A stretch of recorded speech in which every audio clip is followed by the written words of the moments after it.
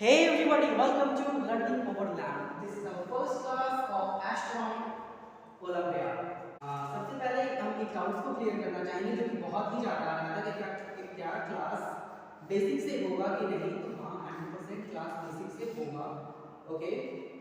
And second था क्या class की रिकॉर्डिंग मिलेगी या नहीं, तो हाँ क्लास की रिकॉर्डिंग भी मिलेगी.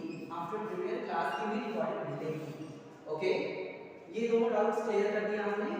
एंड अब क्लास की ओर बढ़ते हैं. This is our first class and in this we will study introduction to astronomy. But class को स्टार्ट करने से पहले एक बहुत ही ज्यादा कॉमन डाउट था कि एस्ट्रोनॉमी ओलंपियाड क्या होता है, क्योंकि बहुत सारे न्यू बच्चे जुड़े हैं जिनको एस्ट्रोनॉमी ओलंपियाड के बारे में कुछ भी नहीं पता है. तो सबसे पहले ओलंपियाड के बारे में बता दें. ये एक टाइप का इंटरनेशनल एग्जाम होता है जिसमें मोस्ट ऑफ कंट्री के सेलेक्टेड स्टूडेंट पार्टिसिपेट होते हैं एंड उनमें से फिर फर्स्ट सेकंड एंड थर्ड को कैटेगराइज किया जाता है. Okay, so easy to understand. हां, एंड ओलंपियाड जो है हर फील्ड में होता है क्योंकि हर कंट्री में हर फील्ड मौजूद है. सो बट अभी हम साइंस की फील्ड पे हैं, तो साइंस की फील्ड के ओलंपियाड की बात करेंगे. फर्स्ट ऑफ ऑल साइंस में कितने ब्रांचेस होते हैं? तीन, नो चार. Mathematics, physics, chemistry, biology. क्या और होता है? डिग्री. मैं जब 8th तक था बस इतना ही जानता था and most of the student 8th तक इतने ही जानते हैं, कुछ 10th तक भी इतने ही जानते हैं, कुछ इवन जेई क्लियर करने के बाद भी इतने ही जानते हैं. तो साइंस का एक और ब्रांच होता है एस्ट्रोनॉमी.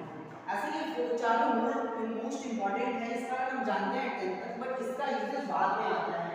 कॉलेजेस लाइफ में इसके बारे में पढ़ते हैं तब हम जानते हैं साइंस का एक और ब्रांच है एस्ट्रोनॉमी. ऐसे और भी कई ब्रांचेस हैं, जियोलॉजी सब, बट उसे उतना इंपॉर्टेंट नहीं है. जियोलॉजी, बायोलॉजी इंपॉर्टेंट है, केमिस्ट्री इंपॉर्टेंट है, फिजिक्स इंपॉर्टेंट है, मैथमेटिक्स इंपॉर्टेंट है एंड मोरेओवर एस्ट्रोनॉमी इंपॉर्टेंट है. ओके, तो इन सारे सब्जेक्ट का अपना अपना ओलंपियाड होता है. मैथमेटिक्स का मैथमेटिक्स ओलंपियाड, फिजिक्स का फिजिक्स ओलंपियाड, केमिस्ट्री का केमिस्ट्री ओलंपियाड, बायोलॉजी का बायोलॉजी ओलंपियाड एंड एस्ट्रोनॉमी का एस्ट्रोनॉमी ओलंपियाड. तो अभी हम पढ़ेंगे एस्ट्रोनॉमी ओलंपियाड के बारे में. सो अब हम जानते हैं कि ओलंपियाड क्या होता है, एस्ट्रोनॉमी ओलंपियाड क्या है.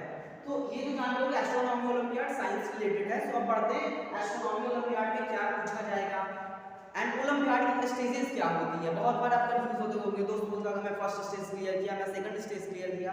तो आप जानते हैं कि स्टेजेस क्या होता है. कम स्टेजेस. और साइंस ओलंपियाड जितने भी है ना, सबके 5-5 स्टेज होता है. कितने? 5-5 स्टेज होता है. फर्स्ट स्टेज होता है वो नेशनल स्टैंडर्ड एग्जामिनेशन, इसे कहते हैं NSEA. ऐसे ही NSEP होगा, NSEC होगा, NSEB होगा. समझ गए? नेशनल स्टैंडर्ड एग्जामिनेशन एस्ट्रोनॉमी, ये है फर्स्ट स्टेज. हमारा सेकंड स्टेज होगा INAO, Indian national astronomy olympiad, second stage. Third stage होगा OCSC कैंप, ये हमारा थर्ड स्टेज है. फोर्थ स्टेज है PDT, pre departure training, fourth stage. And last stage जो इंटरनेशनल स्टेज होता है, जो आउट ऑफ इंडिया होता है, जिसको कहते हैं IOAA, international olympiad of astrophysics and astronomy. Okay, ये हमारा फिफ्थ स्टेज है. तो फर्स्ट स्टेज में कोई भी पार्टिसिपेट हो सकता है, जो फॉर्म भरेगा वो पार्टिसिपेट होगा. यहाँ हम फर्स्ट स्टेज की ही पढ़ रहे हैं. इसका फॉर्म नवंबर में आता है. इसके फॉर्म भरने की फी लगभग 250 होता है या 200 होता है. इसमें जितने लोग फॉर्म भरेंगे उतने पार्टिसिपेट होंगे. तो लास्ट ईयर का डेटा बताऊं तो इसमें अप्रॉक्सिमेटली 2000 स्टूडेंट पार्टिसिपेट हुए थे. इसमें से INAO क्लियर करते हैं अप्रॉक्स 1000. ये डेटा वैरी होता है, जितना ज्यादा स्टूडेंट क्वालीफाई करता है उतना ज्यादा स्टूडेंट INAO में जाता है. बट इस ईयर का अगर मैं डेटा बताऊं या एवरेज 4-5 साल का डेटा बताऊं तो ये 1K की अप्रॉक्स होता है. सेकंड स्टेज के लिए 1K स्टूडेंट क्वालीफाई करते हैं इन द INAO. ये दूसरे एग्जाम में वैरी कर सकता है. ओके, इस बार बायोलॉजी में सेकंड स्टेज को क्वालीफाई किए थे 1617 स्टूडेंट, क्योंकि अभी बायोलॉजी का मैं देख रहा था उसकी हमारे कोचिंग से कितने हुए हैं. ओके, हां, तो INAO में अप्रॉक्स एस्ट्रोनॉमी में 1000 स्टूडेंट सेलेक्ट हुए थे. एंड इसमें से जो INAO का जो सेकंड लेवल का जो सेकंड स्टेज का जो एग्जाम होगा सॉरी सेकंड स्टेज का एग्जाम होगा, इसमें से जब इसको क्वालीफाई कर लीजिएगा तो आपको थर्ड स्टेज में एग्जाम देने के लिए आप एलिजिबल होंगे. ओके, फर्स्ट स्टेज क्वालीफाई करने में सेकंड स्टेज के क्वालिफाई करने के लिए थर्ड स्टेज के लिए सिंपल सा। तो थर्ड स्टेज को क्वालिफाई करते हैं approx 35 to 40 student.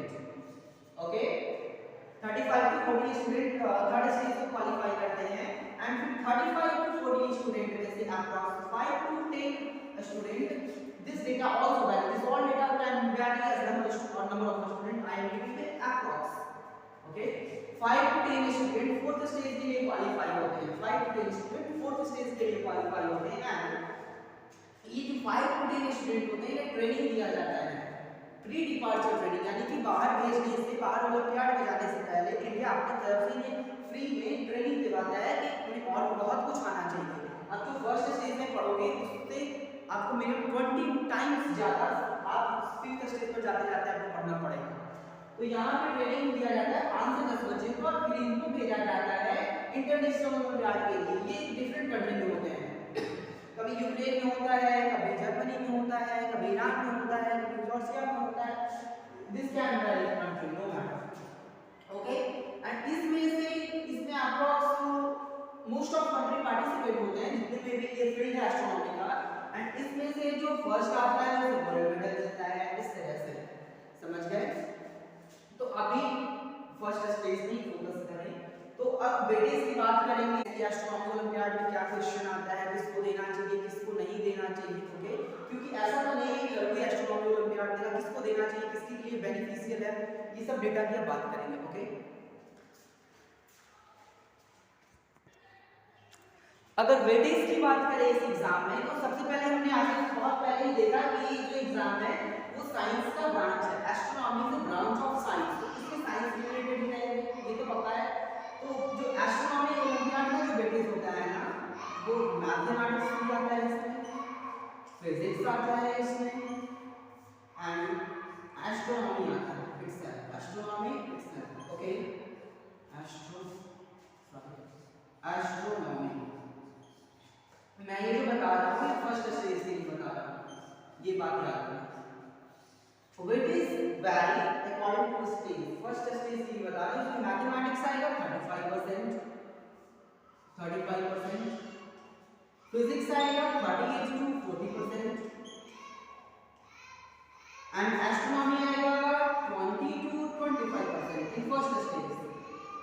Okay, and अगर आपको ये फर्स्ट स्टेज क्वालिफाई करना है तो अप्रॉक्स 55 to 60% मार्क्स सिक्योर करना पड़ेगा, which is very good, not 35% and 40% यानी 75%, तो यही से मैथमेटिक्स एंड फिजिक्स से सिर्फ आपके आ जाएंगे। इसलिए ये जो बहुत सारे जेईई के बच्चे होते हैं ना, कि मैथमेटिक्स एंड फिजिक्स बिल्कुल जबरदस्त लेवल का होता है, वो लोग एडवांस लेवल के पढ़ते हैं, जैसे लो लेवल के रहते हैं एस्ट्रोनॉमी में, वो लोग आराम से फर्स्ट लेवल को आराम से क्वालिफाई कर जाते हैं without any hindrance, without any obstacle, वो लोग फर्स्ट लेवल को क्वालिफाई कर जाते हैं बिना कोई परेशानी के। एंड जो एस्ट्रोनॉमी का जो है ना ये बस 20 से 25% है, इस कारण बहुत सारे बच्चे करते क्या है कि एस्ट्रोनॉमी पढ़ते ही नहीं है, कहते हैं फिजिक्स पढ़ा लिया हूं, मैथमेटिक्स पढ़ा लिया हूं, आराम से क्वालिफाई कर जाएंगे, मुझे पढ़ने की जरूरत ही क्या है। बट ऐसे बच्चे सेकंड स्टेज में कभी भी क्वालिफाई नहीं करते हैं। मैं सारी केस की बात नहीं कर रहा हूं, हो सकता है एक आध केस में कोई क्वालिफाई कर गया हो, बट मोस्ट ऑफ केस में ऐसे बच्चे सेकंड स्टेज को क्वालिफाई नहीं करते। आइए जानते हैं क्यों।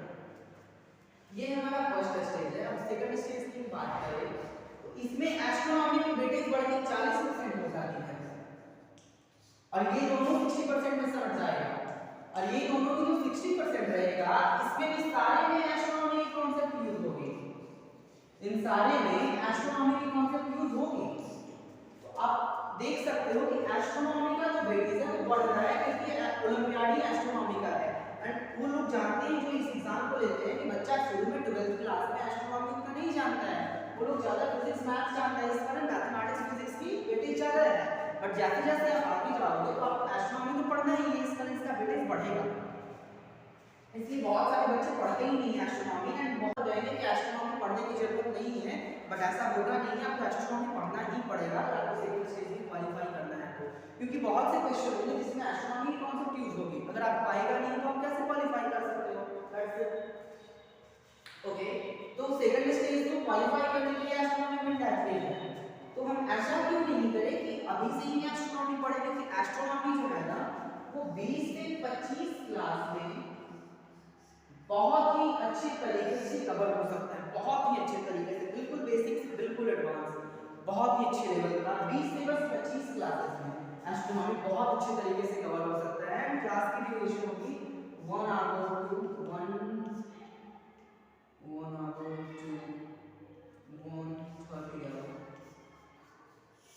इतनी देर की ड्यूरेशन की क्लास में 20 से 25 क्लास में हो जाएगा। एंड हम लोग वीकली 1 क्लास देंगे, वीकली 1 क्लास। ओके, सो आप लोग अगर जेईई के भी स्टूडेंट हो तो वीक में संडे को तो मिल ही जाता है छुट्टी, इतने 1 घंटे की क्लास लेने की आप ले सकते हो। और अगर अभी से एस्ट्रोनॉमी पढ़ोगे तो आपको बेसिक कॉन्सेप्ट्स बहुत ही अच्छे हो रहेंगे। एंड मान लीजिए कि आप मैथमेटिक्स में कहीं भी फंस रहे हो या फिजिक्स में फंस रहे हो तो आपको एस्ट्रोनॉमी पार्ट लगा देगा। एंड सेकंड स्टेज में तो एस्ट्रोनॉमी चाहिए ही चाहिए। First stage to second stage में डिफरेंस होते हैं 3 मंथ के, तो आप 3 मंथ में थोड़ी ना पूरा एस्ट्रोनॉमी पढ़ोगे, उसको थोड़ा आपका जेईई मेंस रहेगा तो आप कैसे दे सकते हो। इसी कारण बहुत सारे बच्चे का नहीं निकलता है। अगर आप 11th को फिर भी 3 मंथ में एस्ट्रोनॉमी नहीं हो सकता। अगर हमारे पास अभी से टाइम है तो हम हर वीक 1-2 घंटा दे लेते हैं आराम से, फिर बिल्कुल एडवांस लेवल का हमें एस्ट्रोनॉमी आ जाएगा। ओके, इसी कारण हम एस्ट्रोनॉमी अभी से पढ़ा रहे हैं। बहुत सारे बच्चे का ये डाउट था कि हम मैथमेटिक्स और फिजिक्स नहीं पढ़ाएंगे, बिल्कुल पढ़ाएंगे, मैथमेटिक्स और फिजिक्स से पढ़ाएंगे। अगर हम एस्ट्रोनॉमी में अच्छा पढ़ा पाए, अगर हमारा रिस्पांस एस्ट्रोनॉमी में अच्छा रहा तो हम ये भी स्टार्ट करेंगे। ऐसा नहीं अभी ये दोनों की फैकल्टीज भी हमारे पास नहीं, बस एक ही फैकल्टीज है तो वो अकेले नहीं पढ़ा सकते हैं, इसलिए हम और फैकल्टीज को जब हायर करेंगे तो मैथमेटिक्स एंड फिजिक्स मिड मार्च से स्टार्ट हो जाएगा। मिड मार्च से स्टार्ट हो जाएगा मैथमेटिक्स एंड फिजिक्स। अगर हमने एस्ट्रोनॉमी को अच्छा से कवर किया तो ये स्टार्ट हो जाएगा। ओके, सो हमने ग्रेडेस की बात कर ली है, 40% हमें एस्ट्रोनॉमी क्यों पढ़ना चाहिए हमने ये जाना। अब हम बात करेंगे कि एस्ट्रोनॉमी ओलंपियाड किनको देना चाहिए। अगर आप जेईई के स्टूडेंट हो तो आपको देना चाहिए, अगर आप आईआईटी के स्टूडेंट हो तो आपको देना चाहिए, अगर आप एनईएसटी के स्टूडेंट हो तो आपको देना चाहिए, अगर आप नीट के स्टूडेंट हो तो नहीं देना चाहिए, देना चाहिए, देना चाहिए, देना चाहिए। JEE joint entrance examination, IIT IISER aptitude test and NEST national entrance screening test. JEE वालों को फिजिक्स एंड मैथमेटिक्स तो पढ़ना रहता ही है। आप देखिए कि लगभग 75% वेटेज फिजिक्स एंड मैथमेटिक्स का ही है, तो आपको तो 100% देना चाहिए। अगर आपको एस्ट्रोनॉमी में नहीं भी रुचि है, कम से कम आपके पास एनएसडीए का सर्टिफिकेट रहेगा, आप आराम से क्वालीफाई कर सकते हो अगर आपने जेईई का मैथमेटिक्स एंड फिजिक्स अच्छे से पढ़ा है तो।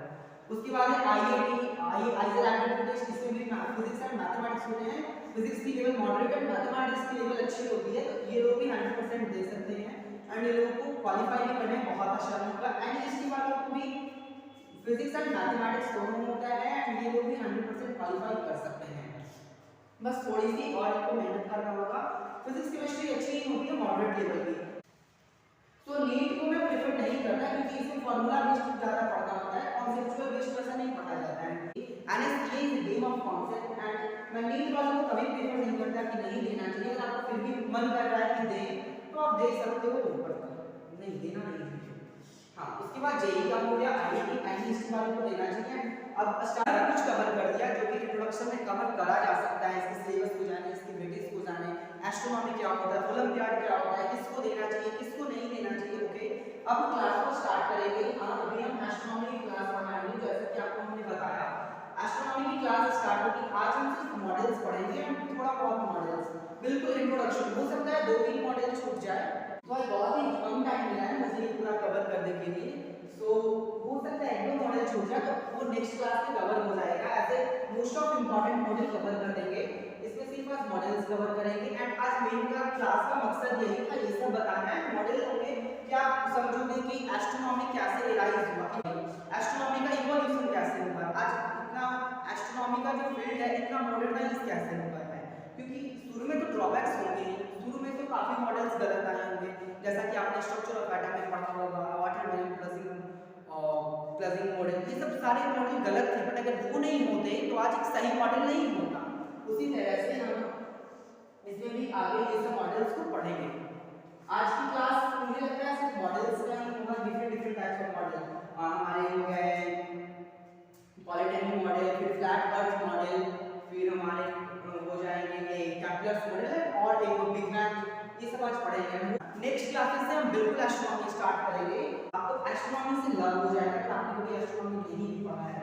ये तो बस एक इंट्रोडक्टरी क्लास है, थोड़ा बहुत आज कवर करेंगे। बिग बैंग आज करेंगे बट वो पूरा नहीं करेंगे, बस बिग बैंग का आउट ऑफ लाइन बताएंगे। बिग बैंग को पूरा अच्छा से समझेंगे आगे जा करके। ओके, वो बिग बैंग का एक दो क्लास लेंगे, बहुत ही अच्छे से समझेंगे। आज की क्लास का मेन मकसद ये था, क्लास को स्टार्ट करते हैं। ओके, एंड मॉडल्स पे चलते हैं।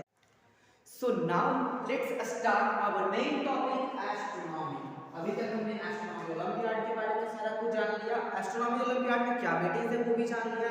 एस्ट्रोनॉमी ओलंपियाड में कैसे सेलेक्ट होते हैं, कितने स्टेजेस हैं ये भी जान लिए। सो अब एस्ट्रोनॉमी की कोर कॉन्सेप्ट को पढ़ेंगे। Okay, so without wasting time let's start. तो एस्ट्रोनॉमी को समझने के लिए सबसे पहले हमें एस्ट्रोनॉमी का इवोल्यूशन को समझना पड़ेगा। ओके, सो एस्ट्रोनॉमी का इवोल्यूशन समझते हैं। तो एस्ट्रोनॉमी कहा जाता है, बहुत सारे एस्ट्रोनॉमर ये मानते हैं कि एस्ट्रोनॉमी की कॉन्सेप्ट तब से एराइज हुआ है जब से हमारे अंदर सेल्फ कॉन्शियसनेस का एराइज हुआ है। इसका कोई टाइमलाइन नहीं है कि कब से एस्ट्रोनॉमी की कॉन्सेप्ट हमारे पास आया है, क्योंकि जब हमारे पास सेल्फ कॉन्शियसनेस आया तो हम ये सोचना शुरू कर दिए थे इन द नाइट टाइम आसमान में क्या है। बहुत सारे डिफरेंट तरह के बातें बनाई जाती थी। अगर मैं उस चीज को डिस्कस करूंगा तो वो आउट ऑफ पॉइंट होगा। उस वक्त की जो मेन, जो सबसे बड़ी गलत धारणा था वो ये था कि अर्थ फ्लैट है। हम लोग बस मेन टू द पॉइंट ही डिस्कस करेंगे। अर्थ फ्लैट है, ओके, एंड अर्थ के चारों ओर अर्थ फ्लैट है, अर्थ के चारों ओर सन रिवॉल्व कर रहा है। उस वक्त ये कॉन्सेप्ट था कि अर्थ एक फ्लैट है एंड अर्थ के चारों ओर सन रिवॉल्व कर रहा है। ये अप्रॉक्स टिल 500 BC तक यही कॉन्सेप्ट था एंड इसे सारे लोग मानते भी थे। ऐसा कोई नहीं था कि जो ये नहीं मानता था, क्योंकि उस वक्त हमारे पास आज इतनी मॉडर्न टेक्नोलॉजी नहीं थी कि जिससे हम ये पता कर पाए कि अर्थ का साइज कैसा है। ओके, तो इन द 500 BC आप एक मैथमेटिशियन के नाम जानते होंगे, पाइथागोरस। ओके, पाइथागोरस इन्होंने सबसे पहले ये माना था कि अर्थ फ्लैट नहीं, एक अर्थ स्फीयर है, अपने मैथमेटिकल कैलकुलेशन से। एंड ये सबसे पहले ग्रीक साइंटिस्ट बने थे जो कि ये माने थे। एंड हो सकता है कि गूगल पे आप देखो तो कहीं पे ये डेटा अलग हो, किसी बुक में ये डेटा अलग हो कि इन्होंने पहला रखा था, तो इससे कोई मतलब नहीं है। बस हम एक टाइमलाइन जान रहे हैं कैसे हुआ था। इन 500 BC सबसे पहले ग्रीक में थी, अंदर ग्रीक के लोग ग्रीक की कम्युनिटी ये मानती थी कि अर्थ फ्लैट नहीं, अर्थ जो है वो एक स्फीयर है। सबसे पहले अर्थ स्फीयर है, इसका जो कॉन्सेप्ट है वो ग्रीक की कम्युनिटी में आया था। तो ये अर्थ फ्लैट है, ये अभी भी बहुत सारे लोग मानते थे। आफ्टर 500 BC भी बहुत सारे लोग थे, majority of people still with the concept of earth is a flat। उसके बाद उन लोगों को फ्लैट अर्थ कहा जाता है। एंड आज भी बहुत ताज्जुब की बात है, आज भी बहुत सारे ऐसे लोग हैं जो कि ये मानते हैं कि अर्थ फ्लैट है। तो ये कोई डिबेट की बात नहीं है, उनकी अपनी अलग मानने की शैली है, तो उससे हमें कोई लेना देना नहीं। बट हाँ, फॉर योर इंफॉर्मेशन, आज भी बहुत सारे ऐसे लोग हैं जो ये मानते हैं अर्थ फ्लैट है, but the reality is that earth sphere है। ओके, ये कभी भी नहीं हो सकता है कि अर्थ फ्लैट है, because now we have a satellite through which we can take the photo of earth। हम अर्थ की फोटो ले सकते हैं, देख सकते हैं अर्थ स्फीयर है। Okay, so now moving to the core point of our astronomy subject, first we will start from introduction to astronomy and आज हम समझेंगे our understanding from ancient to present, मतलब कि एस्ट्रोनॉमी का इवोल्यूशन कैसे हुआ। आज इंट्रोडक्शन हमारा खत्म हो जाएगा। ओके, तो फ्लैट अर्थ यूनिवर्स, सबसे पहले बहुत सारे मॉडल आए थे, जैसे कि आपने अगर स्ट्रक्चर ऑफ एटम पढ़ा होगा तो उसमें भी लॉट्स ऑफ मॉडल हैं, जो कि सबसे पहले ये वाटरमेलन क्लासिकल मॉडल है, ये सब गलत थे, बट अगर वो नहीं होते तो हम आज सही मॉडल को नहीं जान पाते। उसी प्रकार ये एस्ट्रोनॉमी में भी काफी मॉडल्स हैं जो बिल्कुल ही गलत है, बट अगर वो मॉडल नहीं होते तो आज हम सही मॉडल भी नहीं जान पाते। तो इस कारण जल्दी से इन सबको डिस्कस कर लेते हैं। ओके, इन सबका डिटेल मैं नोट्स दे दूंगा, उसमें रहेगा, तो इसके ज़्यादा टाइम नहीं लगा। जो फ्लैट अर्थ यूनिवर्स मॉडल, इसमें ये था कि हमारा अर्थ फ्लैट है एंड हमारे अर्थ के चारों ओर सन जो है वो रिवॉल्व कर रहा है। हमारा अर्थ फ्लैट है, फ्लैट अर्थ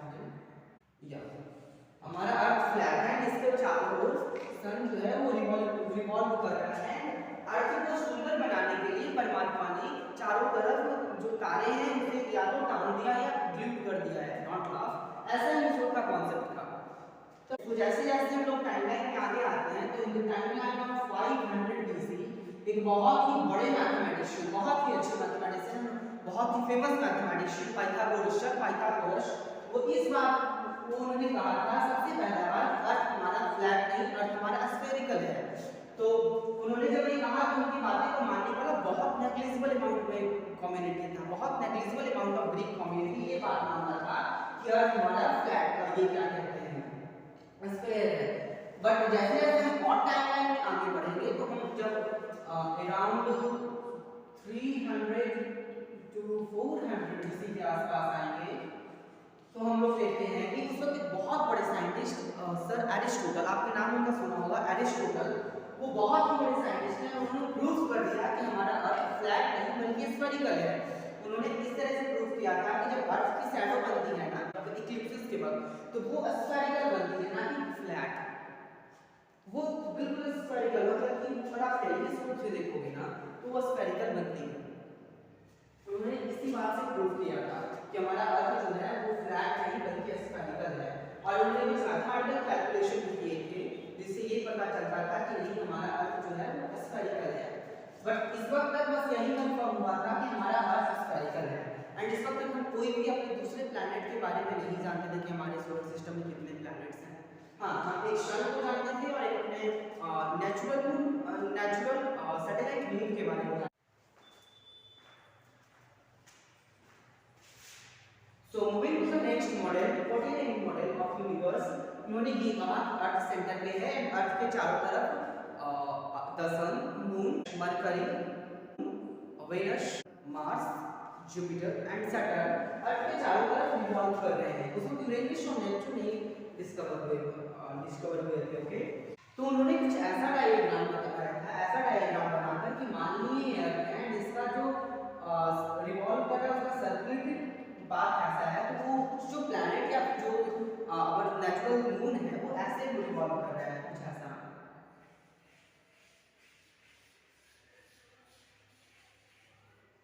ओके, एंड उन्होंने इसको ईटी साइकिल कहा था, इस पॉइंट को ईटी साइकिल,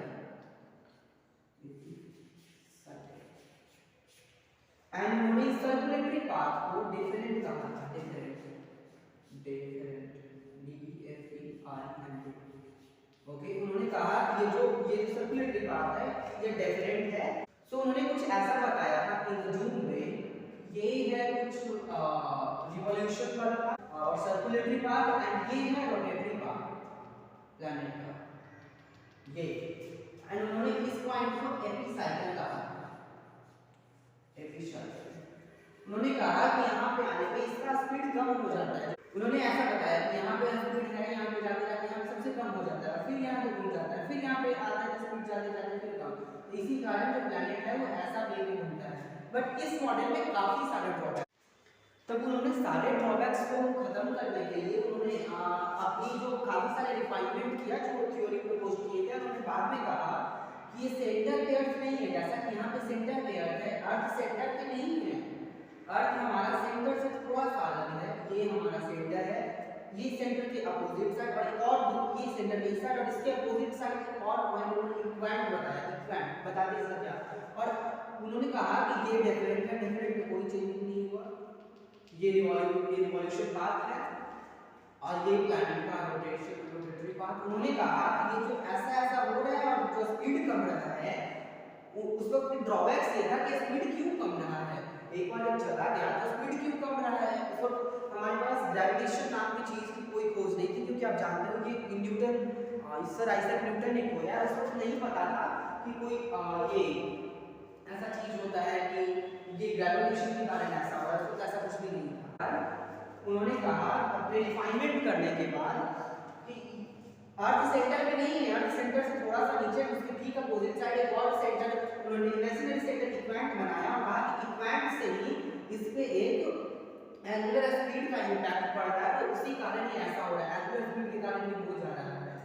उन्होंने ये बताया था दूसरी बात, इसको तो याद रखना है, इसको इक्वेंट ये सर्कुलेटरी पाथ को उन्होंने डिफरेंट बताया था क्योंकि यहाँ पे है, और ये जो सर्कल है इसको उन्होंने एपिसाइकल कहा था, एपिसाइकल। उन्होंने कहा कि एपी साइकिल एक पॉइंट पे जिसको टॉपमोस्ट पॉइंट कहते हैं, यहाँ पे आके स्पीड कम जाता है, यहाँ पे स्पीड कम जाता है। ये इस सर्कल को जिसको रिवॉल्व करता है उसको एपी साइकिल कहे हैं, और इसको उन्होंने ऐसे प्रपोज किया। आई होप ये समझ में आएगा। ऐसे ये कोई उतना इंपॉर्टेंट नहीं है, बस हमारे सारे मॉडल को समझने के लिए मैं बता रहा हूँ। Okay, so moving to the next model.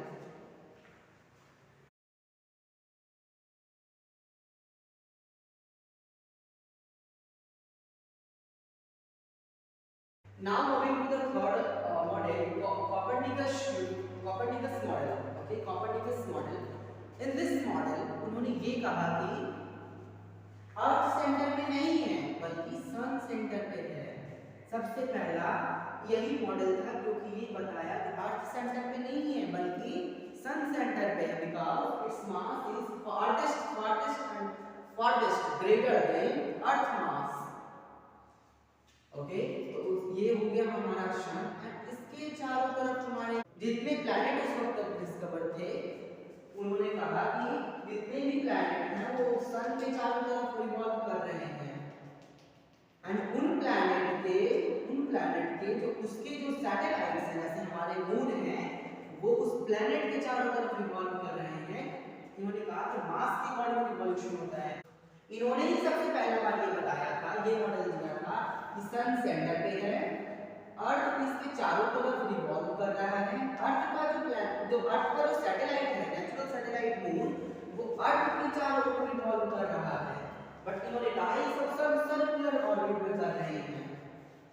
उस वक्त तक इलिप्टिकल नाम की कोई चीज का नामो निशान नहीं था, कोई नहीं जानता था कि कुछ चीज इलिप्टिकल भी हो सकता है, कोई नहीं जानता था। And now going to the next model, Kepler model of universe. Kepler model most important model. इन्होंने अपने मॉडल से 3 लॉ भी दिए थे जो कि केपलर लॉ के नाम से जाने जाते हैं, जो कि हम आगे डिस्कस करेंगे। ओके, हाँ, सो केपलर यूनिवर्स इन्होंने कहा, इन्होंने कोपरनिकस यूनिवर्स को सेम रखा, कोपरनिकस यूनिवर्स मॉडल को सेम रखा। इन्होंने कहा हाँ सन सेंटर पे है, बट ये कोई सर्कुलेटरी ऑर्बिट नहीं है, ये एलिप्टिकल पाथ है। ये कोई सर्कुलेटरी पाथ नहीं है, सर्कुलर पाथ नहीं है, बल्कि ये एक एलिप्टिकल पाथ है, एलिप्टिकल पाथ है ऐसा। इन्होंने सबसे पहला बार कहा था कि ये अर्थ है, इसका सारे जितने भी सेलेस्टियल बॉडी वो भी एलिप्टिकल पाथ में ऑर्बिट कर रहे हैं। एंड इन्होंने ये बताया, उसके बाद इनका मोस्ट इंपॉर्टेंट कंट्रीब्यूशन है, इन्होंने 3 लॉ दिया था जिसे हम केपलर लॉ के नाम से जानते हैं, जो कि हम डिस्कस करेंगे इनके तीनों law. So moving to the Kepler law of planetary motion, उन्होंने फर्स्ट लॉ में ये बताया कि जो सारे जो ऑर्बिट हैं वो एलिप्टिकल फॉर्म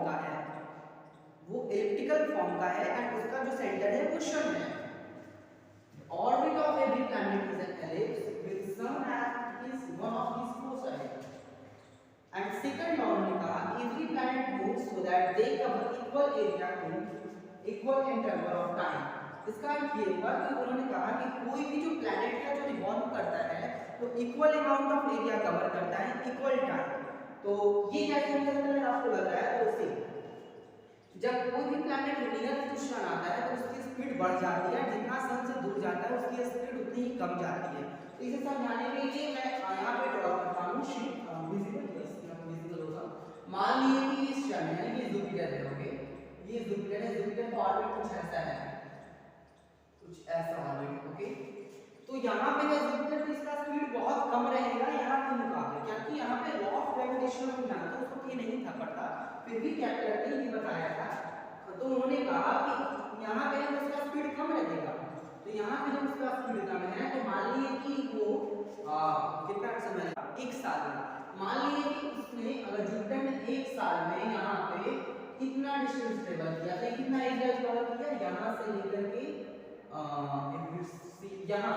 ओके, एंड यहाँ पे उसका स्पीड कम है। अब यहाँ पे सन का नजदीक आ गया है, आप देख सकते हो इसका जो सन से दूरी है वो कम गया है, तो लॉ ऑफ ग्रेविटेशन सन जो है इसके ज्यादा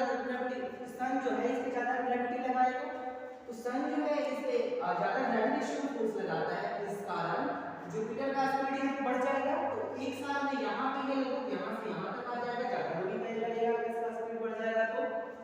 एक साल में इधर इतना चला, इसका एरिया और इसका एरिया दोनों का एरिया इक्वल होता है।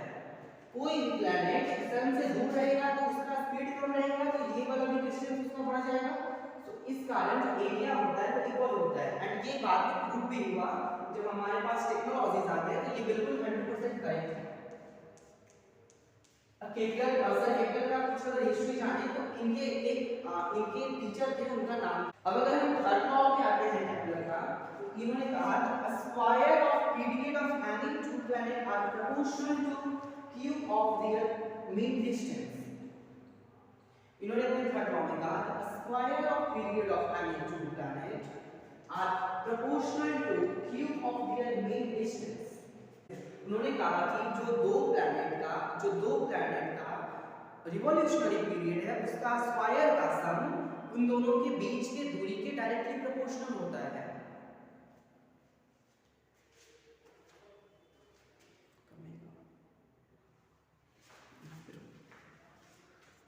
Now coming to the next model of universe, Big Bang model of universe. This model was proposed by Edwin Hubble and learned point by Fred Hoyle. This both is important point, याद रखना इसे। हाँ, ये big bang model of universe में ये बताया गया है कि जो हमारा यूनिवर्स है, ये बस एक छोटा सा स्पॉट लाइट डॉट दिखा था शुरू में, इसी में पूरे मास को कंबाइंड थे, इसलिए सब मास के सारा कुछ इसी में था। But due to an irregular force and irregular event, इसके अंदर एक्सप्लोजन होता है, वो बहुत तेजी से फैलना शुरू होता है। 10⁻⁻43 सेकंड में हमारा यूनिवर्स का क्रिएशन हुआ था। ये कितना छोटा है, 10⁻⁻43, एंड जिस वक्त हमारा यूनिवर्स बना था वो बहुत ही हाई टेम्परेचर था। तो आफ्टर 1 बिलियन ईयर स्टार सन ये सब का फॉर्मेशन स्टार्ट हुआ था 1 बिलियन ईयर।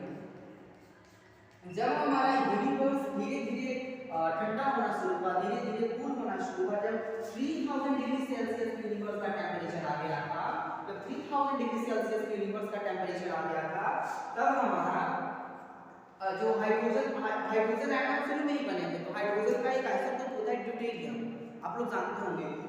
3000 डिग्री सेल्सियस पे जो ड्यूटेरियम था वो कंबाइन होकर हीलियम एटम बनाने लगा था, एंड ये बहुत ही ज्यादा फॉर्म हुआ था।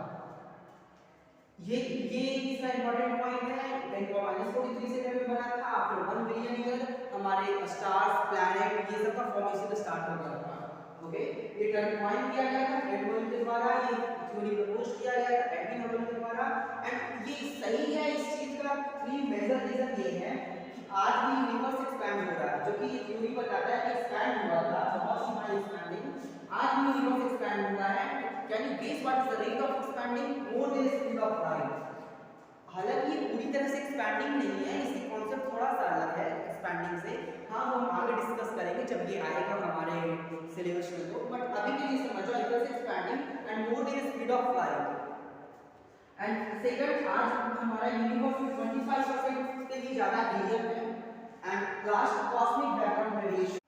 Do you know about absolute zero temperature? Absolute zero में -273 डिग्री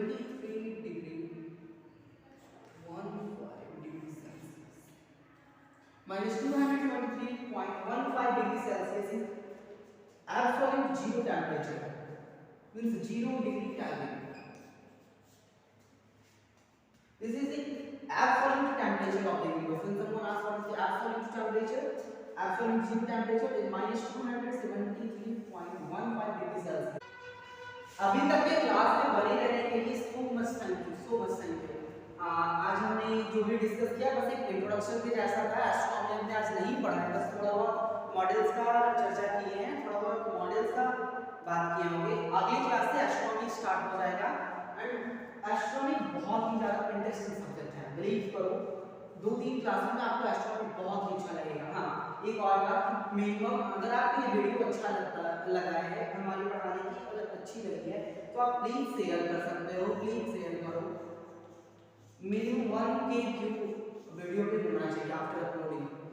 अगले वीडियो को आने से पहले इस वीडियो पे 1000 व्यू होना चाहिए। अगर मैं सही प्रैक्टिस किया हूँ, अगर मैंने सही ट्राई किया है आपको पढ़ाने का, अगर मैंने सही डेडिकेशन से पढ़ाया है, तो ओके, मैं आप लोग बिल्कुल फ्री में दे रहे हैं। हम लोग बायोलॉजी की क्लास हमारे यहाँ बायोलॉजी का भी चैनल है, ओके, ओवरलैंड बायोलॉजी, वहाँ टीचर्स भी काफी काम कर रहे हैं, 10 फैकल्टीज हैं जो कि काफी अच्छी क्लास ले रहे हैं, बट अभी एस्ट्रोनॉमी का कोई फैकल्टी नहीं था तो मैं क्लास ले रहा हूँ। सो ये मिनिमम 1 पेज भी होना चाहिए नेक्स्ट क्लास को आने से पहले प्लीज। अगर सही लगता है तो हम इस क्लास में क्या इंप्रूवमेंट कर सकते हैं आप हमें कमेंट सेक्शन में बताओ, कोई भी तरह का इंप्रूवमेंट जो आपको लगता हो, और इस क्लास में हम क्या इंप्रूवमेंट कर सकते हैं आप हमें प्लीज कमेंट सेक्शन में बताओ, इससे आपका भी फायदा होगा हमारा तो होगा ही। प्लीज कमेंट सेक्शन में जिस तरह का इंप्रूवमेंट की नीड हो, ये नहीं कि ये कैसे बताएं ये कैसे बताएं, जिस तरह के लिए हमें इंप्रूवमेंट करनी चाहिए आप प्लीज हमें कमेंट सेक्शन में बताएं, ठीक है, okay. So comment us improvement, how to improve and क्या कमियां हैं क्लासेस में, क्या सुधारना चाहिए, क्या बॉडी लैंग्वेज में सुधारना चाहिए, क्योंकि मैं भी ऐसा नहीं बहुत पढ़ा रहा हूँ तो मेरे अंदर भी बहुत सारी कमियां हैं। सो आप मुझे प्लीज कमेंट सेक्शन में बताना मैं क्या सही कर सकता हूँ, ओके। ऑल द बेस्ट, मिलते हैं नेक्स्ट क्लास में with great science of astronomy, bye bye.